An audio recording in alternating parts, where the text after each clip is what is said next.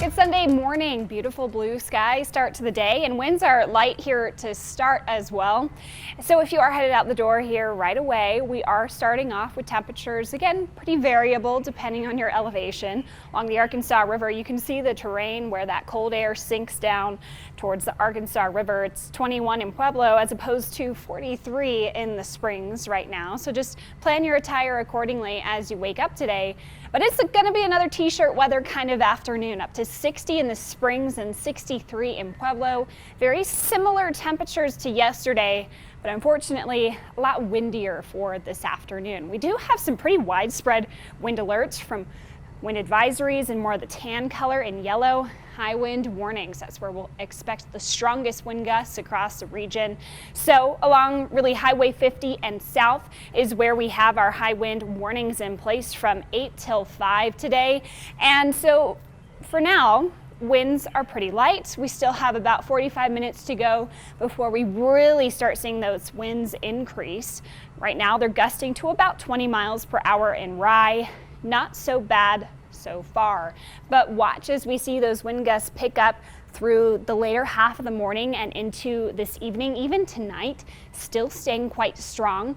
So especially Trinidad and Walsenburg, that's where we'll definitely get into that 60 mile per hour plus territory throughout the day. So going through the morning, those winds start to pick up. Initially, they'll be out of more of a southwesterly direction. They'll change to a due west direction throughout the daytime. Now, in terms of conditions, anywhere you see that brown or really dark red color is when we're getting into that high wind territory in excess of 50 miles per hour. Strongest winds today will be where they usually are, between Walsenburg, Levita, and Trinidad.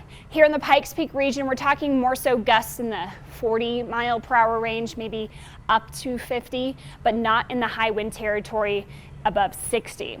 So as far as precipitation goes, we'll have at least a little bit of moisture with this system moving in. So we have a potential for some snow squalls in the mountains. That's where we could see snow rates of 1 to 2 inches per hour, but they'll be very fast moving snow squalls. So you might get a quick inch if you're lucky in a mountain valley, but then things will start to clear out. Also, some thunderstorm activity is possible today in the plains where we have more of that warmth.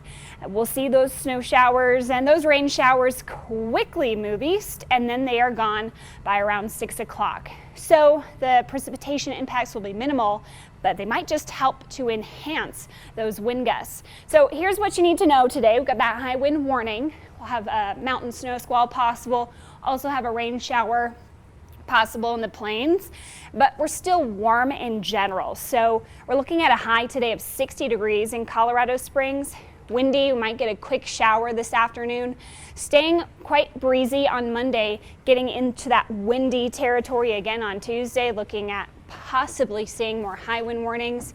Then we'll have our next cold front arrive, dropping us to the cooler temperatures in the mid-30s by Thursday, a slight chance of snow showers. So for Tuesday, that's our strong winds expected once again into the 40 to 50 mile per hour range. For Pueblo, got that high wind warning today, still remaining gusty on Monday, windy again Tuesday ahead of our next cold front that arrives on Wednesday. So our active pattern remains a status quo, windy and mild for the next few days. Canyon City, you're not under the high wind warning, but that wind will certainly still be a nuisance today. We'll see our next cold front again arrive Wednesday evening. Finally, for Woodland Park, windy, windy, windy, snow, snow, snow.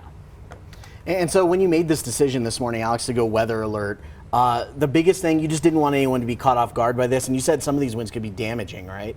Yeah, whenever we have high wind warnings, that's where we meet criteria to see damage to power lines, to your fence, to trees, or high-profile vehicles, especially on I-25 today. So definitely be aware of your surroundings with this wind. Yes. All right, thank you, Alex.